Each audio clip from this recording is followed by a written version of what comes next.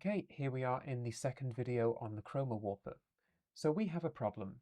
We need to refine our qualification. We only want to work on the hat here, but we're not getting all of it. So let's take a look at what can be done. First, the chroma range slider. This allows us to expand or contract our qualification down on the chromaticity diagram down here. Dragging it to the right expands it, and dragging it to the left contracts it. I'm going to have to expand this qualification a great deal. Now look at what's happened. We're hitting our skin tones as well. We need to be able to exclude them from the qualification. And luckily, we've got the right tool for that, pins. I'm just going to bring my chroma range down a little here, as it will make it easier to understand what the pins are doing. Now, pins in the chroma warper do the exact same thing as pins in the color warper. They fix parts of our signal on the diagram in place, effectively excluding the pinned hue and saturation values from our qualification. This sounds like exactly what we need, so let's hit the pin button down here, and we'll just left-click on the diagram to place them. I'm going to need probably around 3, and I can hit the cursor, and each pin has its own chroma range. And I'm looking to expand it so that these circles encompass the skin tones down here, but don't quite hit the red hat. So I might need another one down here. And now I will select my stroke again. And when I bring chroma range up, you can see we can hit the hat, but we've done a much better job of protecting the skin. I might add another one up here. Now you may well ask why we wouldn't just key something as distinct as this hat out, and in the real world we would. Point-to-point is situationally useful. Granted, it's a new tool, but I haven't found a lot of use for it outside of tweaking very distinct objects or pieces of clothing. So I'm going to reset this, as it's not a very good looking correction here. I also want to show you how to preserve our neutral colors whilst using this tool. It's quite simple, but also very important, as we won't be working with super saturated colors most of the time. In this new shot, we want to fix the blues on the wall. They're the wrong color. But if I just go back into normal mode and grab and drag, you'll see that the shirt and the white text on the wall begin to be tainted blue.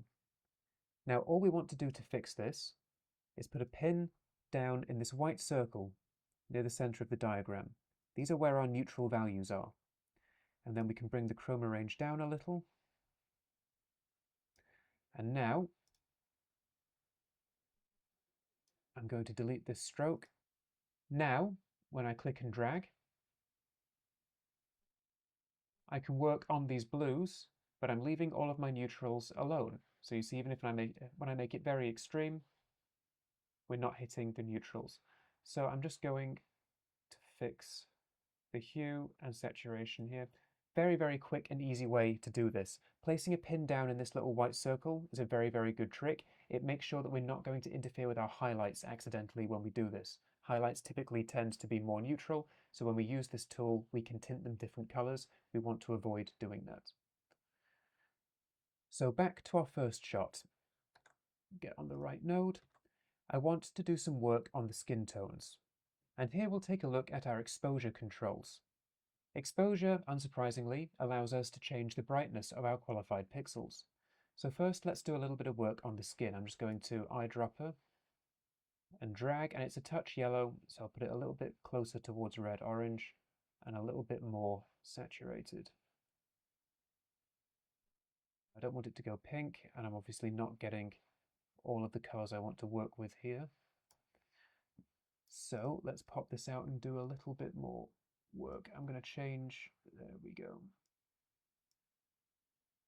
I want to work with the more saturated skin colors. I don't want to go crazy. I'm going to bring my chroma range down a little bit. I don't want to hit the kind of very out there colors. And I am going to pin my neutrals as well, just so I don't end up accidentally tinting those highlights. Just a very slight nudge. There. So it's made a small but important difference to the saturation and hue of our actor's skin tones there. Now we're going to look at exposure. So this, unsurprisingly, lets us brighten or darken our image and is constrained to the values within the qualification on the chroma warper. You have to be careful with this. Making luma adjustments within a secondary is the fastest way to give it away and ruin the shot, even though I keep saying that and I'm constantly doing this in front of you. It's a common operation, but it's still the most risky one. I mostly don't use exposure a great deal, but it can be useful, so let's take a look. I've already made the stroke when I fixed the hue and saturation, so now I can drag the exposure down just a little bit. Add a little bit more drama, a little bit more depth to these skin tones, and I might actually increase my chroma range to reduce visible noise here.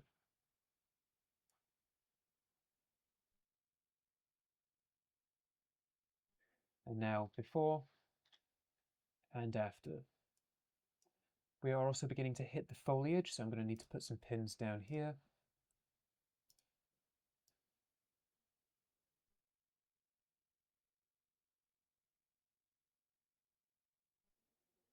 And I think I might expand here because I'm introducing a halo up here, which is about there, so I'm going to need to put the pins.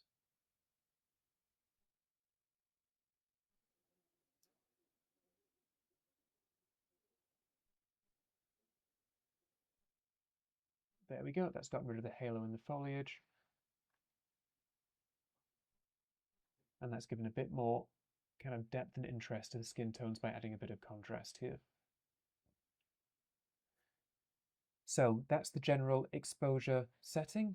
Let's now take a look at the tonal range high and tonal range low settings. We've got a few options to refine this, and they impact which part of the tonal range our exposure slider impacts. Tonal range high and low both default to 100. As I reduce this, you'll see the impact of the exposure operation here on the shadows, and the undertones diminishes. The darker pixels in this actor's skin get brighter because they're now being excluded from the exposure adjustment. And likewise with the tonal range high, we can see that as I bring this down, the highlights come back and get a bit brighter. Maybe that's better, so let's bring tonal range high down, and this is pushing the highlights out of our exposure adjustment on this node, or within the chroma warper. So I can bring this down and we keep our highlights, but we keep the kind of darker undertones, which adds a bit more contrast. So I will leave that there. I think that looks good. And finally, pivot is a lot like contrast pivot in the primary wheels. It dictates where the split between the low and high values is. I can drag this up to increase the part of the tonal range considered to be low by the tool, and to the left to increase the part of the tonal range considered to be bright by the tool. Not very visible in this qualification. I've not used it a great deal in practice, I'll be honest with you. So, we've had a good overview of the chroma warper. It's still new, and I feel it's difficult to be really precise with it. It uses a very wide area of effect by default, which I still find awkward. But practice makes perfect, and it is handy to adjust very distinct objects very quickly. Have a play around with these clips, and click on through to the next lecture once you're ready.